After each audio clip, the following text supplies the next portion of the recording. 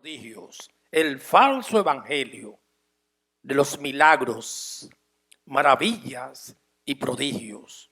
Nosotros le estamos llamando, señalándolo con mayúscula, como dicen en periodismo, yo recuerdo, mayúscula permanente. Es un falso evangelio, porque Dios no es un curandero ni un milagrero, aunque hace milagro y cura y sana el alma, pero nunca se reveló así. Dios nunca vino aquí a hacer espectáculo. Cuando Jesús sanaba a alguien, él decía, no se lo comente a nadie. Es más, inclusive, si usted lo ora a alguien y se sana, no lo publique, guárdelo, para que no le anden detrás por los milagros.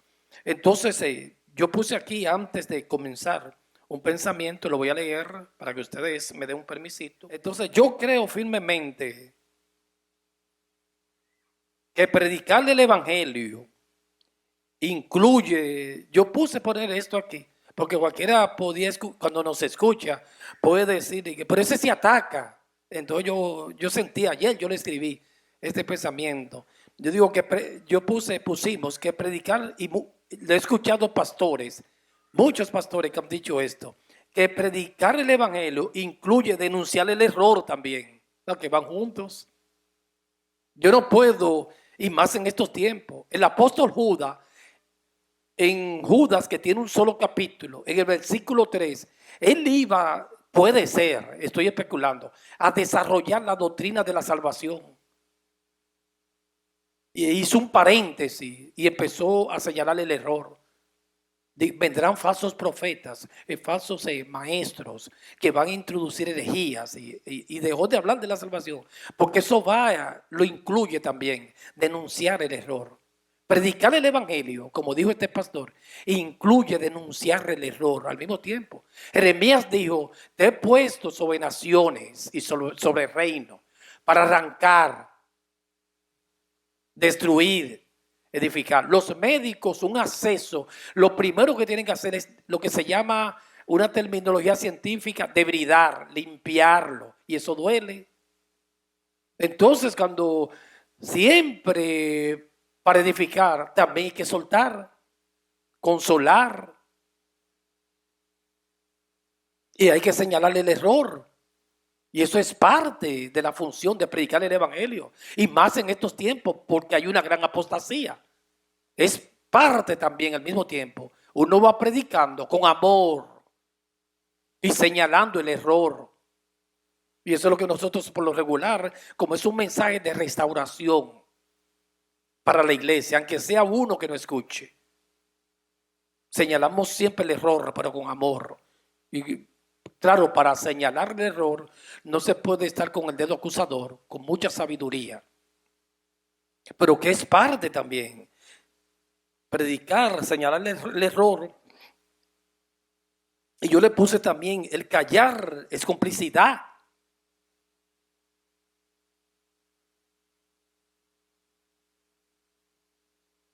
Pablo le dijo a Timoteo, eso no tiene que buscarlo porque esa es la introducción que yo escribí ayer, el Espíritu Santo me la puso. Primera de Timoteo 5:22, usted se sabe ese texto de memoria, yo me lo sé de memoria, lo puedo parafrasear.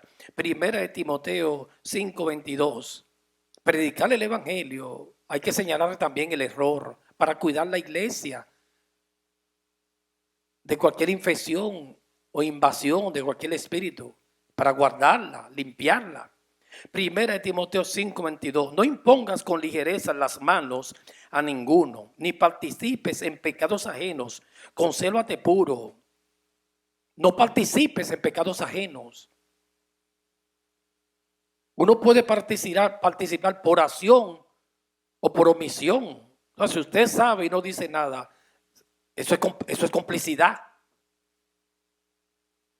Y el apóstol Judas, dijo Judas, versículo 3, yo lo citaba hace un ratito, también Judas dijo, amados, por la gran, del versículo 3 que tiene un solo capítulo, el apóstol Judas, medio hermano del Señor, hermano de Santiago, Jacobo, hermanos, versículo 3, por la gran solicitud que tenía de escribiros acerca de nuestra común salvación, me ha sido necesario. Usted ve, en este tema dicen los teólogos que él iba a empezar a hablar de la salvación. Y había tanto riesgo que estaba tomando la iglesia por los falsos profetas y omitió seguir hablando de la salvación. Entonces él dijo, es necesario escribir o exhortándoos a que contendáis. Eso lo dijo Judas. Luchar. Por si alguien me dice a mí, pero ¿por qué que tú criticas? Yo no estoy criticando. Estoy denunciando un error. Porque la verdad liberta. La verdad me ha libertado a mí y a ti. Contendéis, ese luchar. Defender la sana doctrina no es salir a pelear. Es predicar la verdad. Y mientras predique la verdad, para plantar y edificar, Jeremías, señalando el error. No, eso no es así, porque no está en la Biblia. Eso es hermoso. Que usted pueda decir en una prédica con respeto y amor. No, eso no está no es bíblico. No es así. Es una falsa enseñanza. Como dijo Juan en 1 de Juan 4:1, no creáis a todo ese espíritu. No le crea. Eso se puede predicar. Eso no es estar combatiendo a nadie ni señalarlo, decirle no le crea. Es mentira.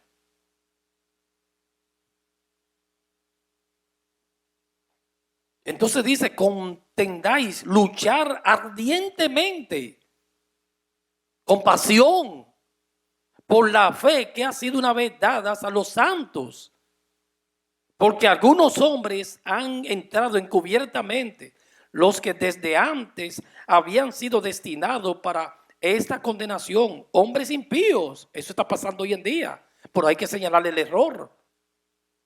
Es parte de nuestra predicación.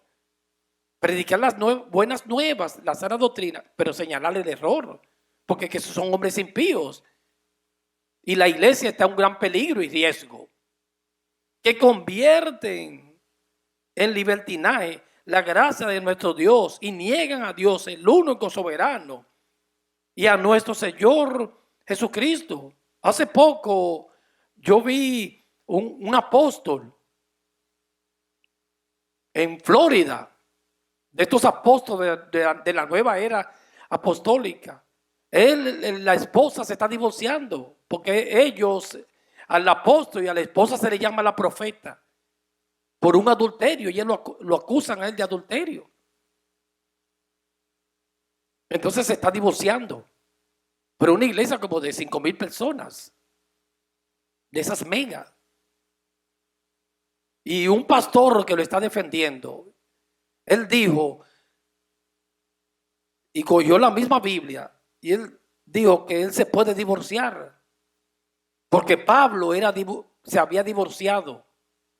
Eso en ninguna parte. Entonces, eso es un error que uno tiene que corregirlo con amor. Porque tuercen las escrituras para su propia perdición. Entonces, para apoyar a su apóstol, que ya se pusieron el divorcio público y ellos lo acusan de adulterio. Porque Dios no puede ser burlado. Todo árbol que no, por más gentes que tenga, que no plantó mi padre, va a desaparecer. Y un pastor defendiéndolo, él dijo que Pablo era un hombre divorciado. ¿Y por qué mi apóstol no se puede divorciar? Eso es un error. Y hay que enseñarle a la iglesia. Porque no hay honestidad, no hay seriedad. El cristiano está llamado a la vigilancia de la causa de Cristo, a vigilar. Filipenses capítulo 1, versículo 27. Esa es la introducción antes de desarrollar el mensaje. Que este mensaje, el título es el Evangelio de los milagros, las maravillas y prodigios. Pero esta es una pequeña introducción para enfatizar por qué nosotros señalamos mucho el error que se puede. Filipenses 1:27. Solamente que os comportéis como es digno del evangelio de Cristo, para que o sea que vaya a veros o que esté ausente, oiga de vosotros que estáis firmes en un mismo espíritu, combatiendo, usted ve, unánimemente por la fe del evangelio. Estamos combatiendo. Filipenses. Judas dice, luche, combata. ¿Cuál es la fe que se le dio a los santos? Toda la doctrina. Eso hay que cuidarlo. Preservarla. Preservar la copia, que no se tergiverse la copia. Tal como se nos entregó la palabra, hay que preservarla. Entonces eso es parte de la prédica. He puesto como Jeremías, repito, sobre naciones, porque el Espíritu me trae mucho, me está martillando con ese pensamiento del libro de Jeremías. Sobre naciones y sobre reinos, para destruir, para arrancar, para derribar todo argumento, para luego plantar y edificar. Para edificar hay que destruir, como algunos hermanos acá que trabajan en construcción. Lo primero que ellos tienen que hacer cuando compran una casa es destruir muchas áreas para restaurarla. Pero si no la destruyen, para edificar hay que destruir el fundamento que puso el hombre. Los errores hay que aclararlo. Eso no es pecado.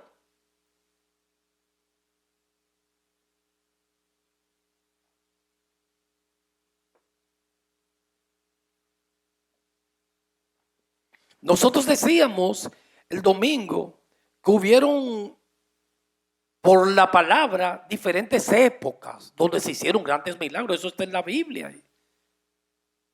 Porque eso estaba en el plan de Dios, diferente a la que estamos viviendo ya. En la época de Moisés se hicieron unos milagros sobrenaturales como ninguna época. Abrir un mar. Caer maná del cielo. Después cuando Josué, que decíamos que Dios le tiró piedras desde el cielo, eso no se ha visto hoy en día a los amorreos, porque él tenía que revelar, darse a conocer al mundo, que es un Dios todopoderoso. Eso fue una época de muchos milagros físicos, maravillas y prodigios, que hoy no lo está haciendo. Usted diría, no, pero ¿por qué el siervo dice eso? Bueno, hermano, eso es fácil. Usted lo está viendo. O mire, ve si usted lo ve. Usted diría, no, por esos lugares que convierten agua, que en un lugar que yo vi, eso es magia, hermano, eso no son milagros. Cayendo granitos vieron la Biblia y estaba llena de oro. Eso es falso, hermano. Esos son los magos de Egipto, Janes y Jambres.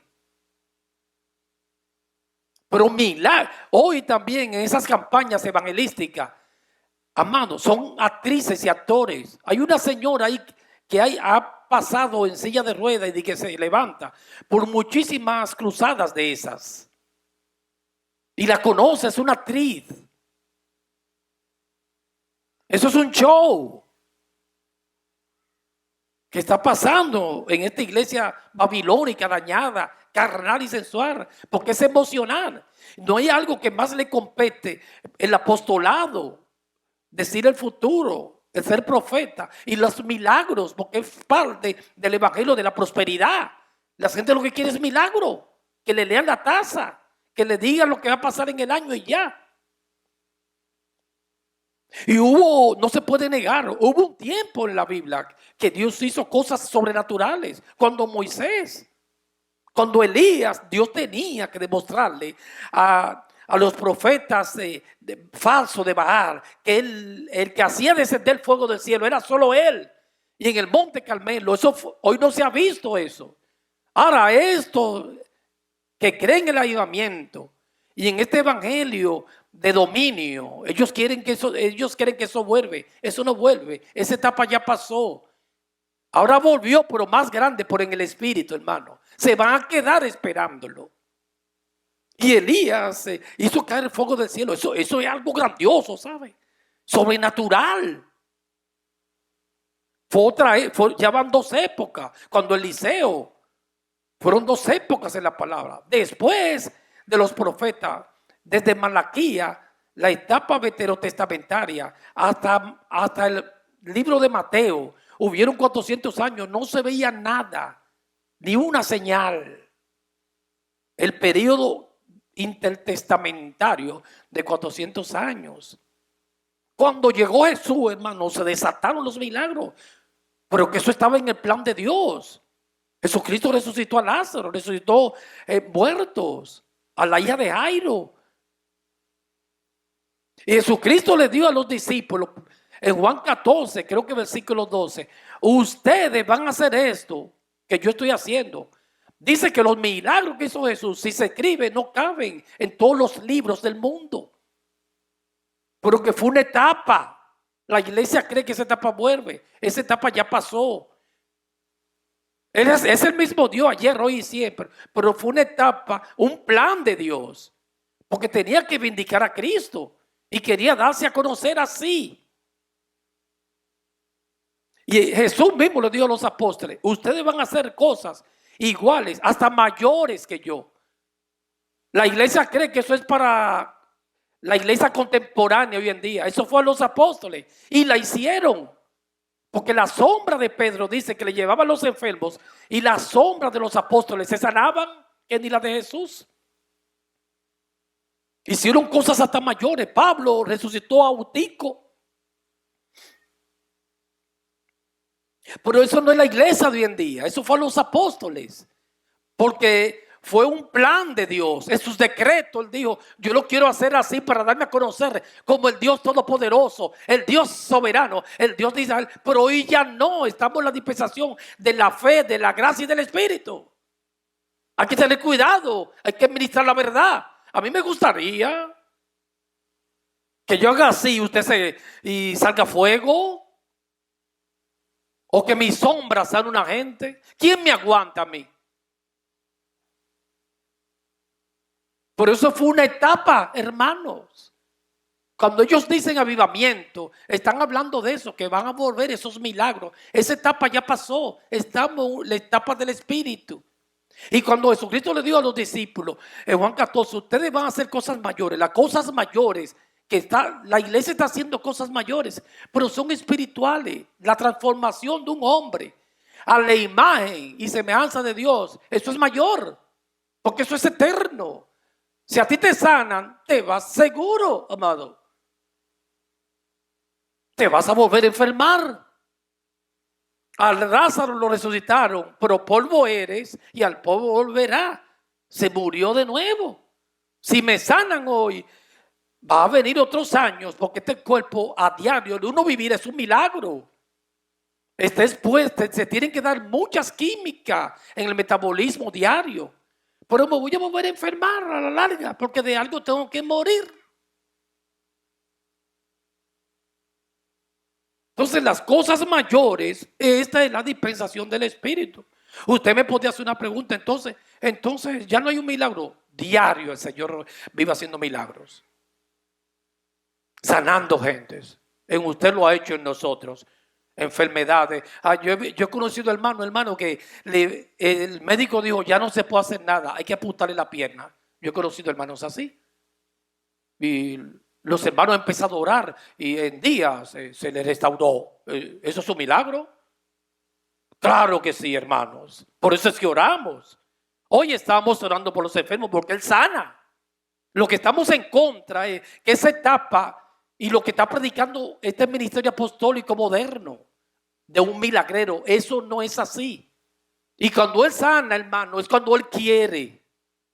Como decíamos de aquel hermanito que Él lo sanó cuando Él quiso. Ninguna oración nuestra lo sanó, ni de todos esos pastores que lo oraron. Después de años, Él se sanó, durmiendo una noche, empezó a sentirse en un proceso gradual, mejor, cicatrizando, y se sanó. Y los médicos dijeron, pero wow, ahora le damos gracias a Dios. Pero lo sanó el Señor. ¿Cómo que no sana? Porque es otro extremo decir que Dios puede hacer un milagro, algo sobrenatural. Pero no es el milagrero y ese evangelio que se está predicando, que es un engaño, es falso.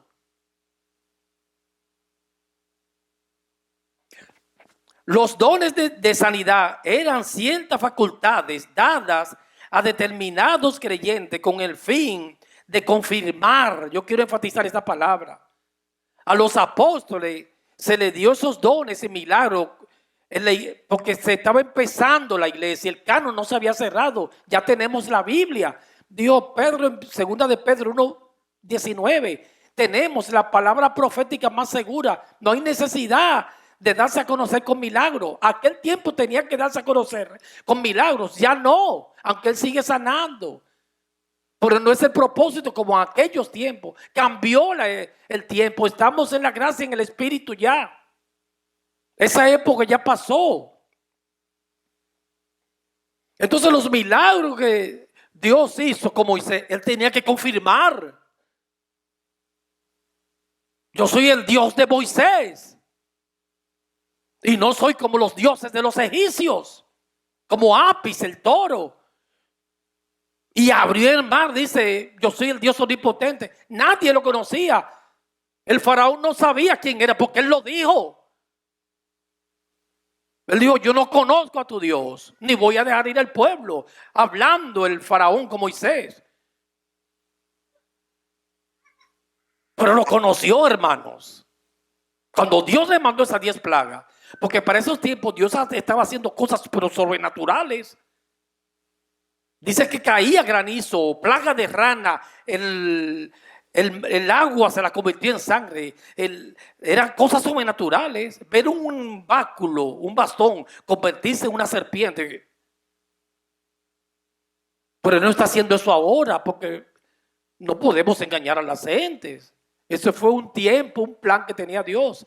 Tenía que revelarse al faraón como el Dios todopoderoso. Le mató los primogénitos a los egipcios, etcétera, etcétera. Era para confirmar el llamamiento de Moisés, porque eso estaba en el plan de Dios. Con los apóstoles tenía que confirmar, que es vindicar, para confirmar su ministerio. Hoy él no tiene que confirmarlo, hermano. Porque los fariseos, cuando le dieron a Jesús, dame señal, él dijo, no les era dar la señal, la del profeta Jonás. Así como Jonás duró 3 días y 3 noches en el vientre del pez, así el Hijo del Hombre durará 3 días y 3 noches en el vientre, en el corazón de la tierra. Yo he visto pastores y apóstoles hoy en día que dicen, no, yo estoy enfermo, pero recuerde que yo soy una señal. Refute eso, rechácelo, hermano. Ningún hombre de estos modernos hoy en día, apóstoles, son señales de la iglesia. Usted no es señal. A veces las hermanas, porque nos alimentamos mucho de esa fuente. No, que yo soy un tipo de la mujer y usted lo ve con unos tacones. Yo soy la señal. Ajá. La señal es Cristo, hermanos. No, que el niño mío es una señal.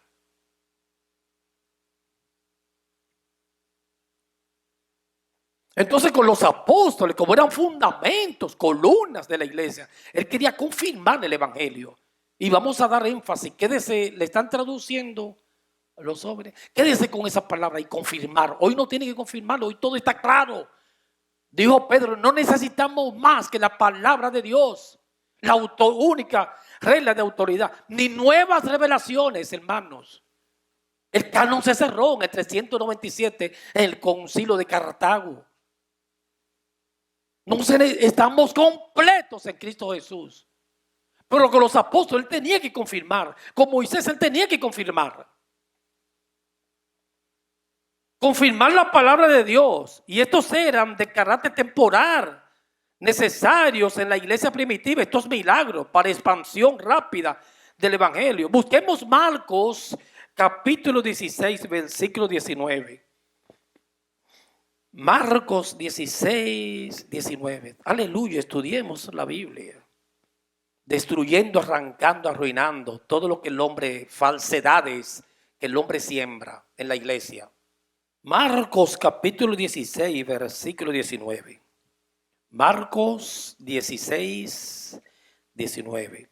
Y el Señor, después que les habló, fue recibido arriba en el cielo. Ahí está hablando, narrando Marcos de la ascensión de Jesús. Se cree que Marcos era discípulo de Pedro, como Lucas del apóstol Pablo. Y se sentó a la diestra de Dios. Versículo 20 estoy ahora. ¿Están conmigo? Y ellos saliendo empezaron a predicar en todas partes. Los discípulos a predicar. ayudándoles el Señor. ¿Y cómo? Y confirmando. Tenía que vindicar, confirmar el ministerio de los apóstoles con milagros, hermanos, y sanidades. Porque estaba empezando la iglesia. Ese tiempo ya pasó. Confirmar quiere decir ahí, yo busqué en griego, con B larga, bebaio en griego. Cuando yo, dése cuenta que cuando yo menciono mucho griego y hebreo, solo digo una palabrita rápido. A veces hay prédicas que a mí no me gusta, yo lo respeto, que se duran media hora ahí hablando griego.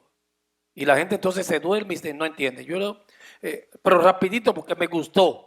Confirmar es bebaio, que quiere decir corroborar la verdad. Necesitaba corroborar la verdad. Por eso me gusta la interpretación.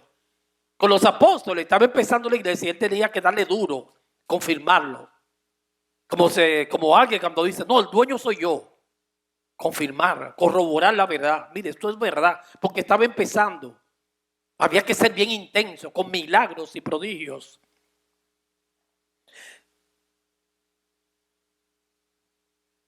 Bebaio es dar firmeza, dar validez definitiva al evangelio, asegurar. Él tenía que asegurarlo. Apoyar, ratificar, eso es confirmar. Aquí cuando se elige, me perdona, un poquito de política ahora. Cuando se elige un juez de la Suprema Corte de Justicia, después que se elige, ¿qué tiene que hacer el Senado? Confirmarlo. Ese es. El presidente cuando se elige, ¿qué tiene que hacer el Senado? El colegio electoral lo declara, o la prensa, presidente de aquí. Pero después, en la juramentación, el Senado es que lo confirma. Por eso es que usted escucha en la prensa, no, falta, ya él es elegido. Pero falta la confirmación. Bebaio, hay que confirmarlo. Que él va a ser el presidente, que ella va a ser una jueza o un juez de la Suprema Corte de Justicia. Falta la confirmación, hay que confirmarlo. Confirmarle, entonces los milagros y las señales, había que confirmar el evangelio. Ponerlo bien sólido para que vea que eso es verdad. A Moisés había que confirmarlo. ¿Cómo lo hizo Dios? Con milagros. A usted y a mí no hay que confirmarlo nada. Ya la señal está dada. Ya Cristo vino. Lo más grande que pasó en esta tierra fue el sacrificio y la resurrección y ascensión de Cristo en el Monte de los Olivos. Y vuelve ya. Ya todo está confirmado, todo está claro. Por eso cito otra vez la palabra en 2 de Pedro 1:19. La palabra profética más segura. Esté atento a ella. No al apóstol lo que te vaya a decir el año que viene. A la Biblia. Pero el evangelio está que te confirmado. Ahora, si Dios hace un milagro hoy en día, no es para confirmar. Eso está claro. Es para él glorificarse. Como le dijo Jesús, aquel paralítico de nacimiento. Y los fariseos, que todos lo cuestionaban, dijeron, ¿quién pecó, este o sus padres? Porque creían en Israel que por el pecado venía desgracia hasta de los padres a una persona y enfermedades. Y Jesús dijo, ni pecó él ni sus padres, sino para que el nombre de Dios sea glorificado.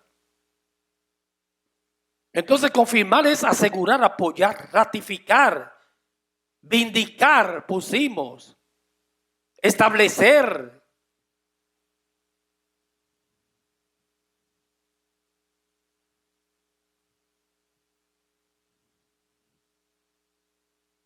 Estamos leyendo en Marcos 19. Siga conmigo ahora. Dice, confirmando. Marcos 19. La palabra con las señales que le seguirán. Amén. ¿Qué dice la palabra? Usando los milagros y las sanidades para confirmar a los apóstoles. Ese fue el propósito. Vindicar el ministerio. Entonces, ¿cuál es el objetivo? Esos ambientes, hermanos, de cosas sobrenaturales. Y la iglesia, cuando ellos dicen avivamiento, es que están esperando eso, de verdad. Y están orando por un avivamiento. Pero el avivamiento de ellos no es de vida, es algo material.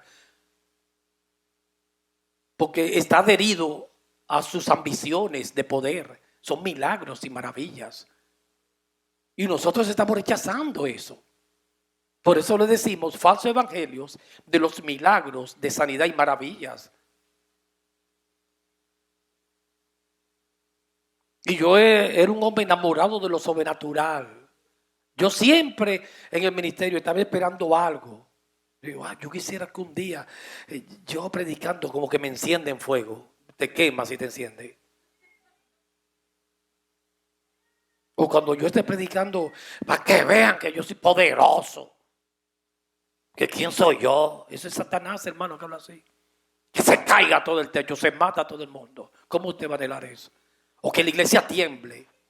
Ellos a veces dicen que la iglesia se enciende en fuego y que vengan los bomberos y que pasó un lugar y no veían nada.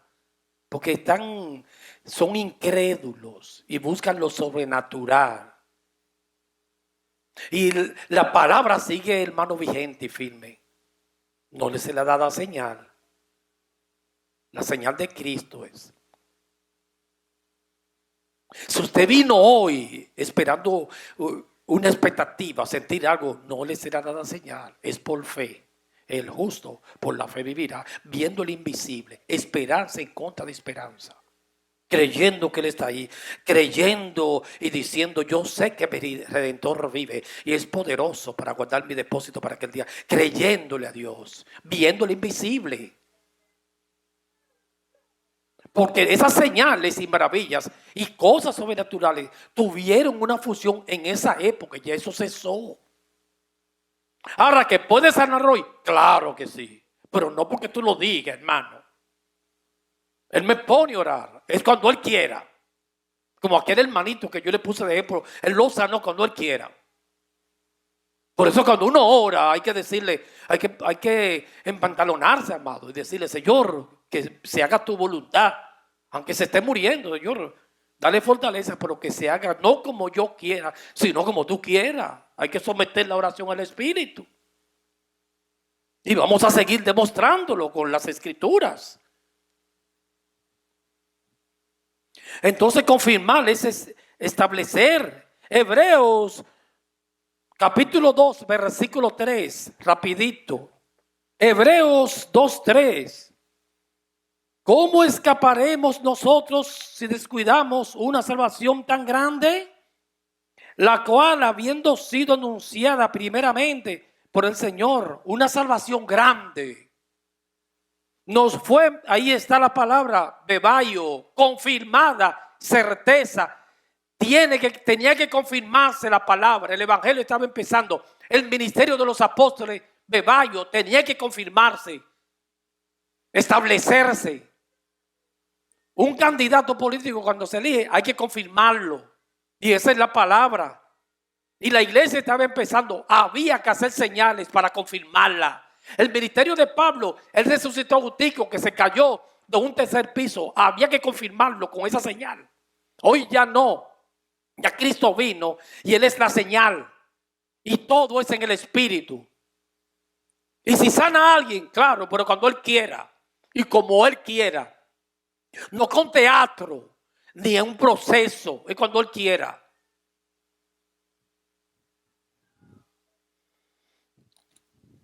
Por los que oyeron, versículo 4, testificando Dios juntamente con ellos, con señales y prodigios. Para eso son las señales y prodigios, para confirmar. Aleluya. Y diversos milagros, repartimiento del Espíritu, según su voluntad. Pablo tenía, amados, el don de sanidad, porque resucitó un muerto. ¿Por qué pusimos aquí? No sanó Epafrodito. Las cosas de la Biblia así eternas no son como estos falsos apóstoles la ministran. A Dios nadie lo gobierna. Pablo tenía el don de sanidad. ¿Por qué no sanó Epafrodito? Busquemos Filipenses 2:25 rapidito. Filipenses capítulo 2, versículo 25. Vamos a leer la Biblia, amados, estudiar las Escrituras. Filipenses 2:25. Mas tuve por necesario enviaros Filipenses 2:25 estoy leyendo. Enviaros a Epafrodito, mi hermano y colaborador y compañero de milicia, vuestro mensajero, apostolo, vuestro enviado y ministrador de mis necesidades. Era un hombre que lo ayudaba bastante a Pablo, porque él tenía gran deseo de veros a todos vosotros y gravemente se angustió porque habíais oído que había enfermado y él no pudo sanarlo. Cuidado con estos apóstoles hoy en día. A mí una vez yo recuerdo en esos ambientes estaba muy enfermo. Porque la palabra dice, Santiago, si hay algún enfermo entre vosotros, hay que hacerlo. Llame a uno de los ancianos de la iglesia. Llamó a un anciano y él me dijo, no, te va a sanar ahora. Voy a buscar una hermanita que tenía un don de sanidad. Y ella me oró. ¿Usted sabe qué pasó? Me puse grave, peor. Digo, bueno, porque eso no es así, hermano. No es como te lo pintan. No es como te lo están vendiendo. No te dejes engañar. Pablo resucitó a un tico y no pudo sanar a este siervo. ¿Cómo se llama? Son nombres difíciles ese. A Epafrodito, hermanos, no lo pudo sanar porque ahí lo dice. Estoy leyendo las escrituras. Porque tenía gran deseo de veros a todos vosotros y gravemente se angustió porque habías oído que había enfermado. Pues en verdad estuvo enfermo, a punto de morir. Pero ¿quién fue que lo sanó? Pero él dijo ahí, pero yo le puse las manos. No dice así, pero Dios tuvo misericordia de él. Y no solamente de él, sino también de mí, para que yo no tuviese tristeza sobre tristeza. Así que le envío con mayor solicitud para que al verle de nuevo os gocéis y yo esté con menos tristeza. Lo sanó Dios. Pablo no pudo. Y resucitó muerto él. Hermanos, tranquilo.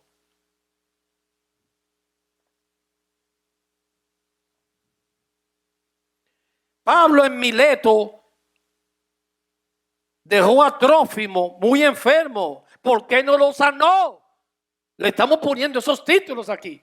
Trófimo, otro discípulo de Pablo, estaba enfermo. Él no lo sanó. Vamos a leerlo con las escrituras.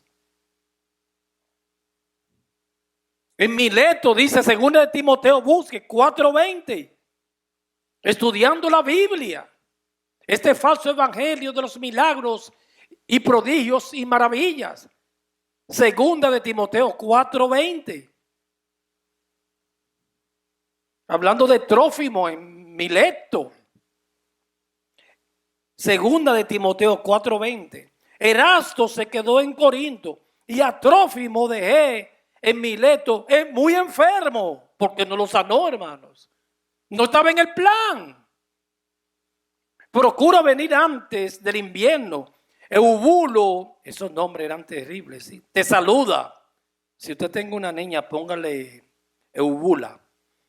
No la mate así. Gumersindo, Pudente, Lino, Viterbo, Claudia y todos los hermanos, unos nombres rarísimos. ¿Por qué no lo sanó? Y para terminando ya, a Timoteo también estaba enfermo y tampoco lo sanó. Pablo, no usted ni yo, Pablo, que ese era como un general, hermanos, aunque en el reino no hay rango. Timoteo, yo le puse aquí, tenía una úlcera que lo estaba matando, una úlcera gástrica. ¿Por qué Pablo no lo sanó? Primera de Timoteo 5:23. Primera de Timoteo capítulo 5, versículo 23. Ya no bebas agua, sino usa de un poco de vino por causa de tu estómago y de tus frecuentes enfermedades. Un borrachón sí le gustaría ese tratamiento. Hay algunos borrachos, hermanos, que beben alcohol para cuando están enfermos. Un trago. Dije, se sanan de una vez. tenía una úlcera, no sé si era sangrante. Y Pablo, el apóstol, yo te ordeno. No, hermano, bébete un poquito de medicamento, un traguito de vino. No vaya a beber vino por un dolorcito de estómago, que te lo va a destruir las mucosas gástricas. Pero por esos tiempos era una cultura. Date un poquito de vino, date un trago para... Pero ¿por qué no lo sanó? A estos guerreros de hoy en día. Porque con este evangelio del dominio, ellos usan mucho la guerra espiritual. Estudian el lugar. Y un guerrero de hoy en día, hermano, no sé, si alguien dice que se le enferma, ellos dan una orden. ¡Te sana ahora! Eso no es así, ¿sabe? Porque pusimos 3 ejemplos. El apóstol Pablo, no estos apóstoles.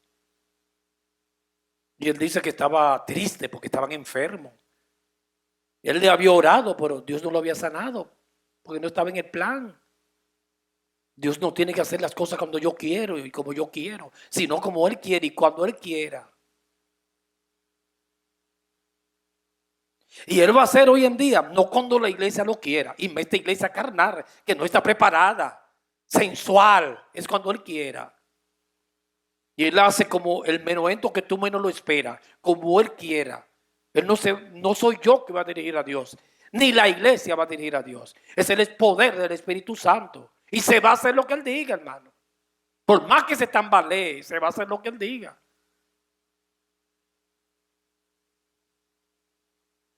Él mandó en el Monte Carmelo con el profeta Elías y cayó fuego del cielo, pero fue Jehová que lo mandó. Dile, prepárame a ellos que preparen un altar y prepárame tú uno, échale otro altar, échale agua y ponle piedra y yo voy a derramar fuego del cielo para que vean que yo soy el Dios omnipotente. Pero fue cuando Él quiso.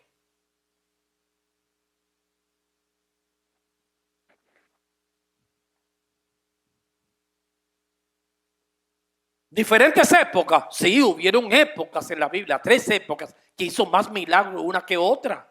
Eso tiene una etapa porque Él quiso hacerlo así. Si usted me pregunta ahora mismo, ¿le gustaría siervo? Hermano, ¿cómo que no me gustaría? A mí me gustaría que mi sombra, ser una gente, me pueda hacer daño. Porque sin yo soy nada, me sale la carne. Imagínate que mi sombra sale a alguien. ¿Quién me aguanta a mí?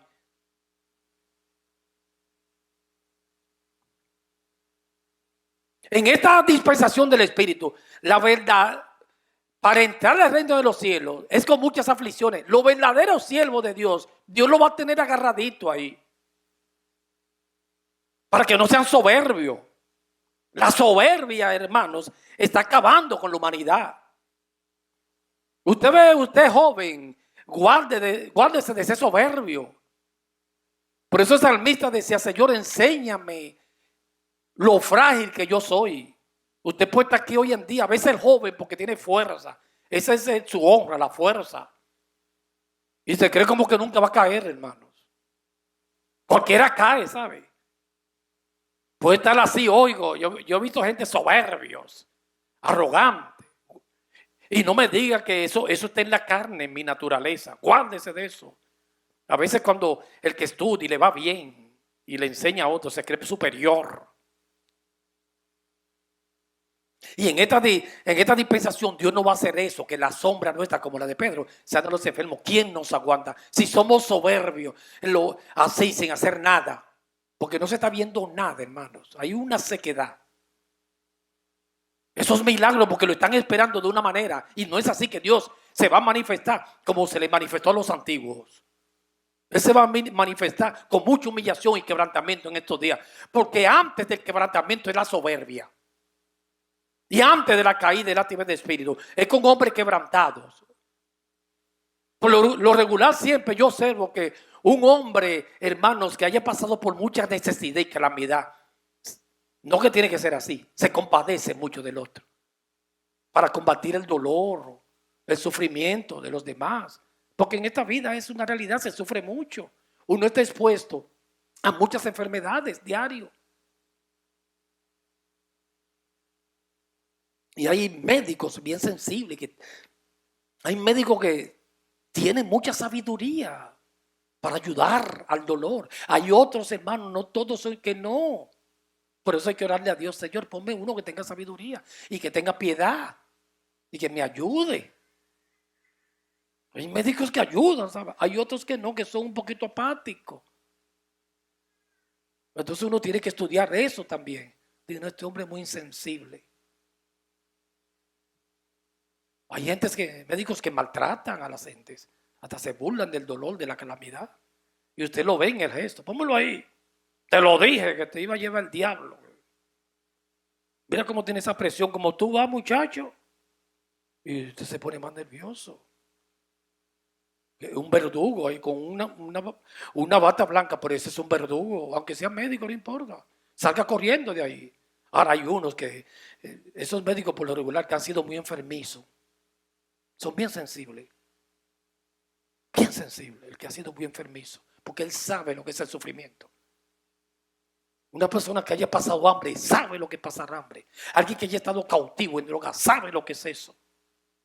Y sabe que eso no es fácil. A veces el que no ha estado cautivo dice, no, eso no es nada. Cuando uno está cautivo, que no puede dejar eso es terrible. Enganchado con droga. Y el que sabe lo que es eso va a tener compasión. Por eso que este ministerio de los milagros y prodigios, eso no va a ser como se piensa la iglesia, hermanos. Estos hombres de hoy en día van a ser bien quebrantados para mantenerlo humillado. Van a pasar por aflicciones. Cuando un hombre ha sido quebrantado de verdad, ha caminado con Cristo, huele a Cristo, usted no le ve la soberbia. A veces uno antes de predicar, cuando yo llegué hoy, alguien me dijo, ¿cómo te sientes? Como que te veo, y yo sé que me están limpiando. Antes de predicar, me quebranta. Para que vea que no es uno, es vacunándome contra el altivez y la soberbia. Y siempre usted, hermano, deseche eso. Cuando te esté llegando algo, como que tú te creas algo. Por lo regular nosotros cuando nos está yendo bien, porque miren, hermano, si hay algo real en la vida, es que nosotros no somos nada. Yo puedo estar aquí hoy y mañana en la cama de un hospital. Y yo puedo estar aquí hoy, yo lo he visto, hermano, y por la mañana no puedes levantarte. Puede ser que tú te jactes de la fuerza, pero puedes estar aquí mañana, no poder ni moverte, e ir arrastrando del baño. Porque somos más frágiles de lo que tú te imaginas. Por eso siempre combata la altivez. Eso te va a llegar, no me diga que no, y a mí. Pero combata siempre eso cuando uno está como medio un poquito como... Yo me di cuenta que uno está como... No, yo soy el profeta, no que yo... me está yendo bien, no esa gente. Uno empieza a olfatear en las casas. A veces uno cuando ve una casa muy humilde se ríe del otro. Cuidado, siempre combata eso. El espíritu del evangelio es ser manso y humilde. Aunque haya progresado, aunque te haya dado vaca, ganado, aunque haya mucha vaca en los corrales, no te burles de que no tenga vacas. Y respetemos a la gente siempre. Por lo regular el joven se cree muy autosuficiente, que no necesita a nadie. Yo antes, jovencito, como tenía tanta fuerza, era así. Después uno con el tiempo se va dando cuenta que necesita al ser humano, necesita la ayuda, necesita al otro. No nos necesitamos unos con otros. Bendito sea el nombre del Señor. Vamos, oremos, Padre, en el nombre de Jesús. Recibimos tu palabra, llévanos bien a nuestros hogares. Venga tu reino y siempre síguenos hablando y amonestándonos. En el nombre del Padre, del Hijo y del Espíritu Santo. Amén.